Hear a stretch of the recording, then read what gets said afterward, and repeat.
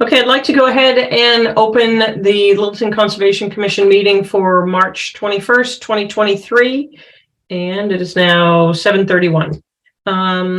Let's see, I'd like to go ahead and start with our approval of minutes from March 7, 2023. Do we have any amendments or additions, corrections to the notes? Nope. Okay. If not, can I have a motion to approve as written? So moved. Chase first, and who was second? Second. Okay, great. Andrew, roll call. Roll call vote. Chase. Chase Garbig, aye. Brian. Brian Crowley, aye. Kyle. Oh, I think Kyle you're on mute. Maxfield, aye. And did we lose Carl? Yeah, he might be running a little interference or something. He said he was Okay. coming over, but Sarah. Sarah Seward, aye. And myself, aye. It is unanimous. Okay, great. Do we have any additions to administrative discussions for this meeting? I know we've had some postponements for some of the hearings later on. for all the hearings. Correct. I just have two to add. One is the Vernal lecture from yesterday for a little update, and then just to confirm, April 4th is in person, and so the commissioners know the location for that as well. So let's go. Do we have any additions? Yeah, I'd like to talk. Hopefully, Carl shows up. I'd like to talk trees. I have a question or something I'd like to discuss. You said trees. Trees, yep. Okay, great. Arbor Day's coming up, so that's perfect. Okay, great. So let's go ahead with the SISMA Small Grant Award, Cloverdale Invasive Plant Management Plantings. Yeah, so we got that award. So the Land Stewardship Inc. is going to start that and hopefully even have it done by July 1st. So it's going to be mostly focusing on the Phragmites out there and ideas for maybe how to control it before it takes over the whole marsh. And they're also willing to give us some training or ideas on how we can map invasive species at other places going forward so we can track year to year what's been happening out there and if it's growing or getting better. Okay, that would be great. SVT accreditation. Yeah, they are up for accreditation as the land trust, I guess it is. I was going to write them a nice letter unless anyone objects to that. Sounds great. They've certainly done a lot for us on any number of levels. Okay, thank you. Here comes Carl. Next is question of hunting town non-conservation owned land. Yeah, just to let you know that this has been coming up more and more, and I get the occasional call or complaint about a deer stand or hunters. It's clear that you can't do that on conservation lands, and there's certainly a lot of history of people hunting on other town lands and probably even conservation land. But it's getting more and more play, if you will. So Edwell and I went to the select board and really they just kind of need to come with grips to how to do it. And perhaps the easiest thing to do is to have a bylaw that says if you're going to hunt on town property, non-conservation, you need to have a permit in writing ahead of time, or grades above and below that. So that's just sort of in process. May or may not be something for fall town meeting, who knows, but it's there. And I guess if anyone's interested in the subject, let me know and I can let you know if anything happens with it. Okay. Oh, Amy, I'd be very interested in following up on that. Okay, great. Thank you. Anyone else keen on that? Okay. Open space and recreation plan. That was just on there in case there's an update. There really isn't. We selected someone, Andrew, I can't remember the name, Hobson Didson or whatever it was. So it was, oh my gosh, Dodgson and Flinker, something in Flinker. Something. It's actually the only people who applied. So yeah, so they're actually a firm out of Florence, Massachusetts. And tomorrow night, the Open Space and Recreation Plan Committee is meeting at 5:15 to basically teleconference with them, get a little acclimated with their past, and kind of tell them what we're looking to do this plan. And if you're around and want to come down, come on down. That's great. Thank you for attending that. We're gonna have to really hit the ground running because this is due by November. Yeah, we've got a lot of work, speedy work. Yeah. Goals and projects. I literally just threw that on there because I know we have time. I don't know if anybody had anything Okay. to throw out there, so. All right. So let's go back. Do you want to do an update of how your presentation went last night? Yeah, so I think it went real well. Tim was there. And I'd say 30 or 40 people attended. I think most from Acton, Littleton, Boxborough area, but I know there's people from Southborough and Framingham there also. So some people really came from afar. And there's a lot of interest, a lot more people signed up to do the night crossings. We'll see how that goes. So pray for warm rain on Thursday because I, at this point, want to get this over with. Okay. Amy, do you want to talk a little bit about April 4th and future meetings? 4th and the 18th? Yeah, April 4th is definitely going to be in person unless the governor signs something by tomorrow morning because I got to get a newspaper ad out. So I'm assuming in person. It's going to be we have room 103 signed up through June in case we need it. We're alternating Tuesdays with, I think, the finance committee. So y'all remember how to get to town hall? Okay. Next is the topic of trees. Yeah, so I know we've brought this up. We think that something needs to be done in the town, whether it's with us or somebody else, that it's just gotten a little out of hand and rampant. There's no check and balance to it at all. And I only bring it up again because I've made aware of a property that's for sale in town. I think it's 95, I just had it up, 95 Taylor Street. Single family house, but it has 10 acres or something like that again. The Historic Commission tried to save the building. They were unsuccessful. I think it has a permit to be demoed. A lot of the, I have it. Can I share? Am I able to share my screen? Can I do that? Yeah, do you have the button there? I do have the button. I was just looking for it, so good. Let's do this. And the Shade Tree Committee is interested, obviously, in this subject as in general as well. Okay. Did it come up? Can you see my screen? Yeah. And I can't get to, it'd be nice if this wouldn't, I want to see, there we go. So this is they actually have, I don't think this is official or anything like that, but this person's trying to sell the property. There are wetlands on the property. They have unofficially laid out the 100-foot buffer, and 50-foot buffer.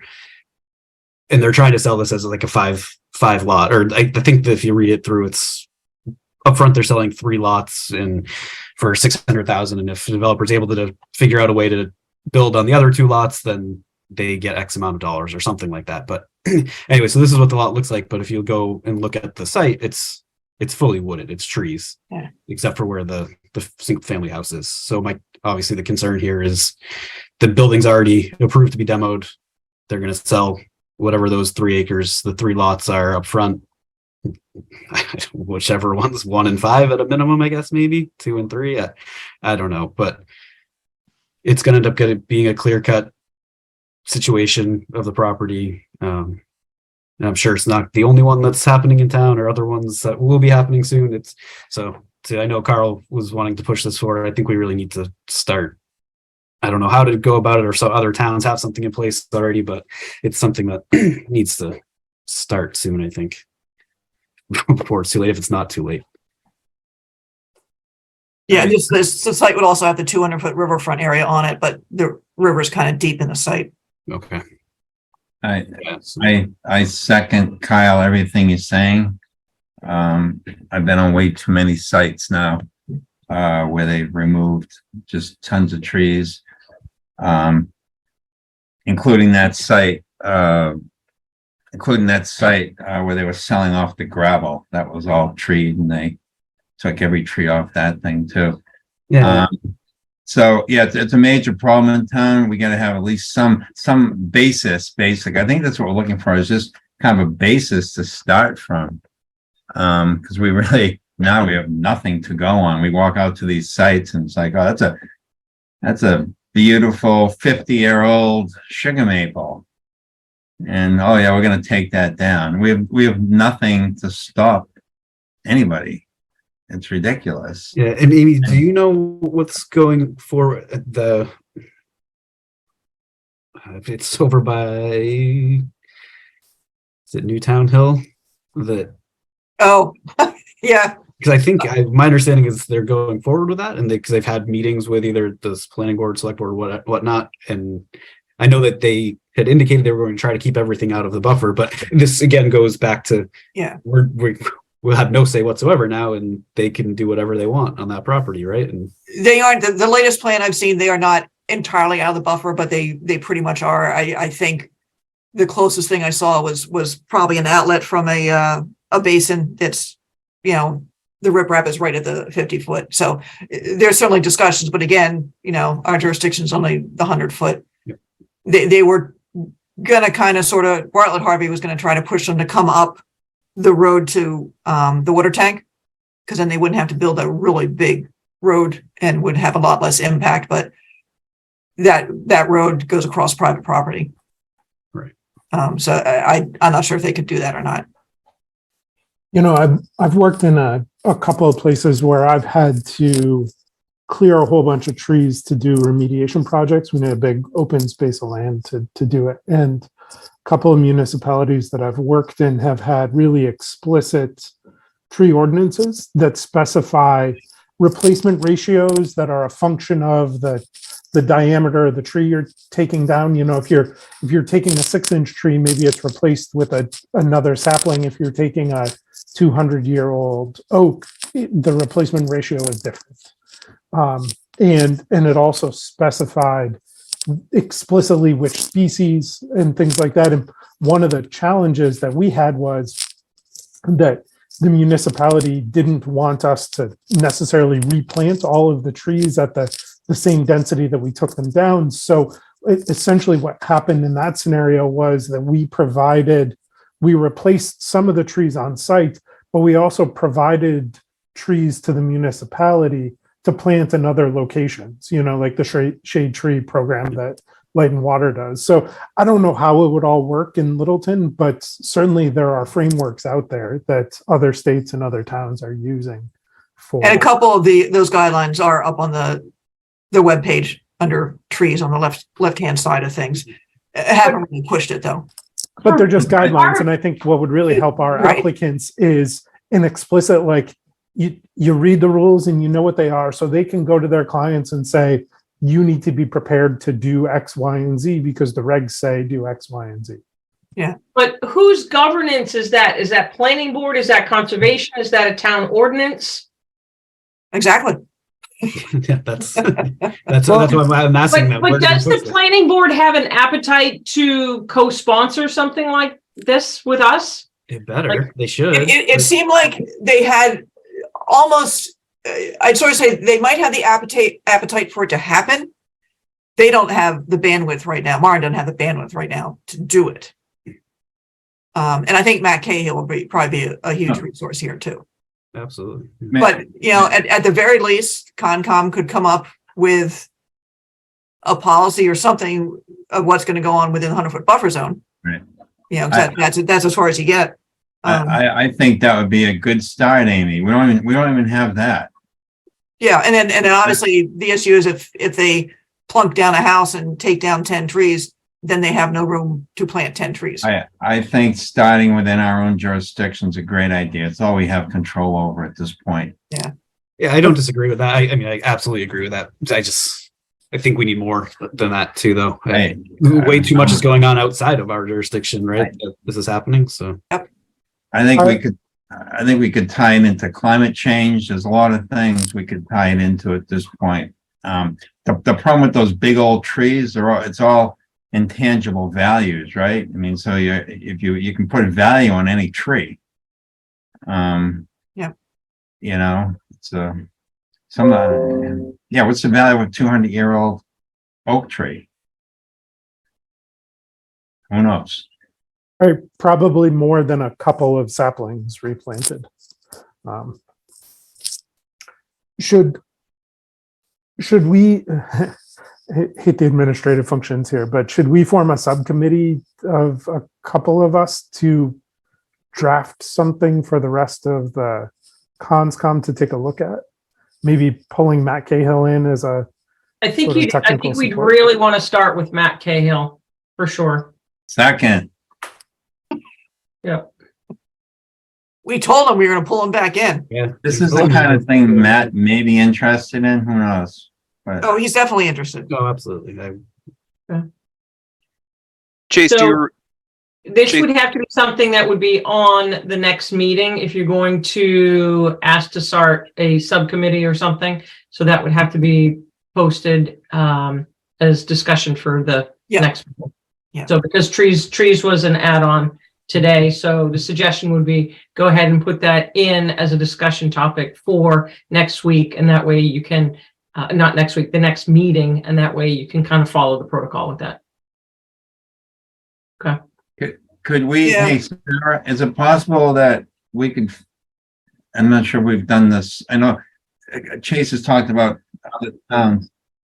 He's talked about other towns, that he's worked with. Are there any other towns, that have, within their wetland bylaw, Amy?